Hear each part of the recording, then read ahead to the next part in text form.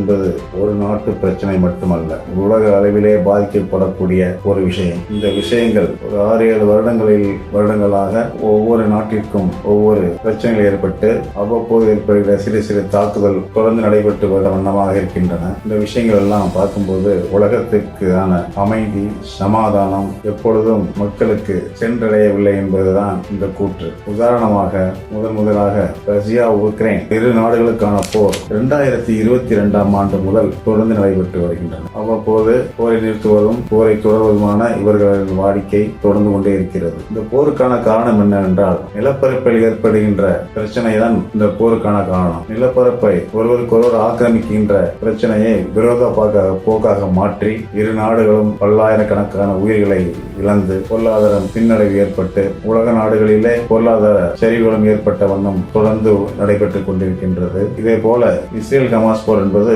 Israel Gaza பகுதிகளை அவ்வப்போது தாக்குகின்ற ஒரு கொடூரமாக தாக்குகின்ற ஒரு போராகவே இது சமீப காலமாக நடந்து கொண்டு வருகின்றது. இந்த போரிலும் எந்த விதமான பெரிய பிரச்சனைகள் எதுவும் கிடையாது. பல நாடுகள் போர் நிறுத்தத்தை செய்ய வேண்டும் என்று முடிவு செய்து அதற்கு கோரிக்கை வைத்தும் மனிதாபிமான உதவிகள் அவசியமான நிலையில் உள்ளதும் இவை அனைத்தும் தெரிவித்தால் கூட இந்த போர் அவ்வப்போது தலை தூக்கி கொண்டுதான் இருக்கின்றன. அதற்கு முடிவும் ஏற்படவில்லை என்பதுதான் வருத்தமான விஷயம். இந்த சூழ்நிலையில் இந்த போருக்கு மேற்கண்ட போர்களுக்கு நேட்டோ அமைப்புகள் உக்ரைனுக்கு ஆதரவாகவும் இருந்தாலும் அமெரிக்கா, ஐரோப்பிய நாடுகள் ரஷ்யாவுக்கு பொருளாதார தடை விதித்து இந்த சூழ்நிலையில் தான் ஈரான், இஸ்ரேல், அமெரிக்கா போன்ற நாடுகள் தீவிரமாக தங்களுடைய போரை தொடர்ந்து நடத்தி வந்த நிலையில் இந்த நேட்டோ அமைப்புகள், கூட்டமைப்புகள் பல முறை முயற்சித்தும் போரை நிறுத்துவதற்கான வாய்ப்புகள் இல்லை என்று ஈரான் தெரிவித்திருப்பதுதான் மிகவும் வருந்தத்தக்க விஷயமாக இருக்கிறது.